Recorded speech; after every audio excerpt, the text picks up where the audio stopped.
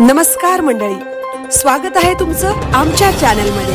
आवाज महामुंबईचा, शोध बातमीचा, कौल मनाचा।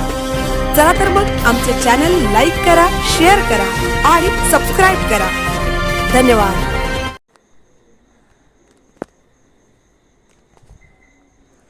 रायगडातील बहुजन व स्थानिक युवकांना रोजगार प्राधान्य द्या। ऑल इंडिया पॅन्थर सेनेचे जिल्हाध्यक्ष संदेशभाई भालेराव यांच्या नेतृत्वात जिल्हाधिकारी व पोलीस अधीक्षकांना निवेदन सादर। पाली सुधागडसह रायगडातील बहुजन व स्थानिक युवकांना रोजगारात प्राधान्य द्या या मागणीचे निवेदन ऑल इंडिया पॅन्थर सेनेचे जिल्हाध्यक्ष संदेशभाई भालेराव यांच्या नेतृत्वात जिल्हाधिकारी किशन जावळे व पोलीस अधीक्षक आंचल दलाल यांना देण्यात आले। रायगड जिल्ह्यातील MIDC क्षेत्रे, औद्योगिक प्रकल्प, लॉजिस्टिक पार्क, वेअरहाऊस, पर्यटन व बांधकाम क्षेत्रांमध्ये स्थानिक बहुजन व मागासवर्गीय अनुसूचित जाती जमाती, OBC आणि आंबेडकरी समाजातील युवकांना त्यांच्या शैक्षणिक पात्रता व कौशल्यानुसार रोजगारात प्राधान्य देण्यात यावे। तसेच विविध कंत्राटी कामांमध्ये स्थानिक उद्योजकांना संधी उपलब्ध करून द्यावी या मागणीसाठी ऑल इंडिया पॅन्थर सेनेचे राष्ट्रीय अध्यक्ष दीपकभाई केदार यांच्या मार्गदर्शनाखाली जिल्हाध्यक्ष संदेशभाई भालेराव यांच्या सक्षम नेतृत्वात रायगड जिल्ह्याच्या वतीने जिल्हाधिकारी व पोलीस अधीक्षकांना निवेदन देऊन सविस्तर चर्चा करण्यात आली। यावेळी संघटनेचे रायगड जिल्ह्यातील प्रमुख पदाधिकारी व कार्यकर्ते मोठ्या संख्येने उपस्थित होते। आवाज महामुंबईचा चॅनलसाठी धम्मशील सावंत, सुधागड, पाली। आपण पाहत आहोत की या ज्या स्थानिक स्वराज्य संस्था आहेत, जे ग्रामपंचायत आहेत, या ग्रामपंचायतीमध्ये आता काय होतंय, जो आपला ग्रामपंचायत ही आपल्या गावाच्या लेवलला असते आणि ज्या ग्रामपंचायतीच्या हद्दीमधील जी काही कामं निघतायत त्या गावाचा तरुण, होतकरू तरुण असतोय, त्याला ते काम हवं असतंय।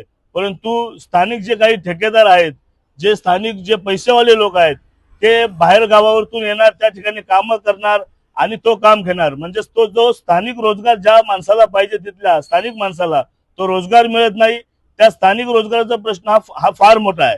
तर तो प्रश्न सुद्धा या ठिकाणी आम्ही प्रशासन दरबारी आलेलो आहोत की तो प्रश्न सुद्धा या दालनाच्या माध्यमातून या ठिकाणी तो मार्गी लागला पाहिजे आणि स्थानिक भूमिपुत्राला त्या ठिकाणी त्या भूमिपुत्राचा अधिकार त्या माणसाला मिळाला पाहिजे, ही एवढी आमची माग आहे। सर, काय सांगाल, आज रायगड जिल्हाधिकारी कार्यालयामध्ये आपण जिल्हाधिकाऱ्यांना निवेदन दिलेलं आहे, नेमकी काय आपली मागणी आहे, निवेदनाचा आशय काय नेमका आहे? आज अतिशय महत्वाच्या विषयावरती, महत्वाच्या मागणीवरती आम्ही या ठिकाणी आलेलो आहोत की आज रायगड जिल्ह्यामध्ये मी ऑल इंडिया पॅन्थर संघटनेचा रायगड जिल्हा अध्यक्ष आहे। आज मी या रायगड जिल्ह्यामध्ये फिरत असताना अनेक बौद्धवाडी आहेत, अनेक बहुजन समाजाचे लोक आहेत, अनेक गावं आहेत, वाड्या वस्त्या आहेत। त्या संपूर्ण विभागामध्ये फिरत असताना अनेक शिकलेली पोरं, शिकलेले कार्यकर्ते हे त्यांना रोजगार नाहीये आणि त्यांच्या रोजगाराचा प्रश्न हा खूप मोठ्या प्रमाणामध्ये या ठिकाणी उद्भवतोय। आज सुधागड तालुक्यामध्ये, कर्जत विभागामध्ये, खालापूर तालुक्यामध्ये, पनवेल विभागामध्ये कंपन्या आहेत, फॅक्टरीज आहेत, परंतु त्या ठिकाणी या जी शिकलेली पोरं आहेत, जी होतकरू पोरं आहेत, त्या पोरांना या ठिकाणी नोकऱ्या नाही आहेत आणि त्यांचा जो नोकरीचा प्रश्न आहे, त्यांचा जो रोजगाराचा प्रश्न आहे, हा सर्वात मोठा प्रश्न आहे। आज तुम्ही बघताय या ठिकाणी गरीब हा गरीबच राहत चाललेला आहे आणि श्रीमंत हा श्रीमंतच होत चाललेला आहे। आज कंपन्यांमध्ये अनेक प्रकारचे उद्योगधंदे आहेत, छोटे छोटे उद्योगधंदे आहेत, परंतु गरीबाला चालना देण्यासाठी त्यातला उद्योगधंद्यांपैकी एकही प्रशासक अधिकारी या ठिकाणी दखल घेत नाही।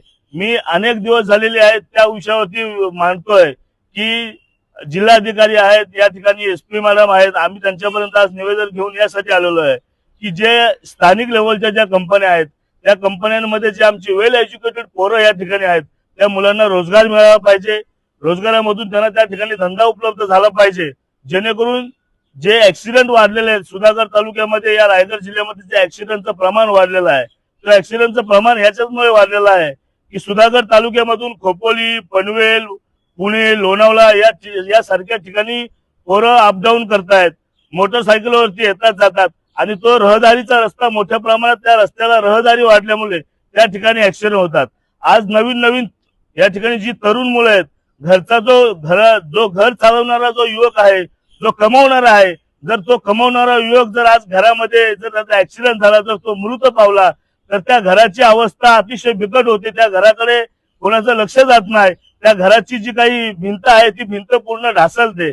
म्हणून या सगळ्या गोष्टींचा पाठपुरावा घेऊन आज आम्ही जिल्हाधिकारी या कार्यालयाकडे आलोय की साहेब तुम्ही, आम्ही प्रशासनाला आमचं मायबाप मानतोय. आम्ही या ठिकाणी संविधानाला मानणारी लोक आहोत.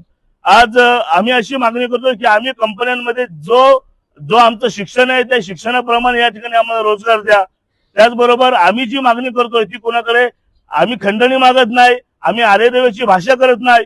संविधानिक मार्गाने आम्ही चालणारे लोक आहोत की जे संविधानाच्या चौकटीमध्ये बसतंय, जे आमच्या मुलाच्या एज्युकेशन नुसार आमच्या पदरामध्ये पडतंय, तो हक्क तो अधिकार आम्हाला मिळाला पाहिजे.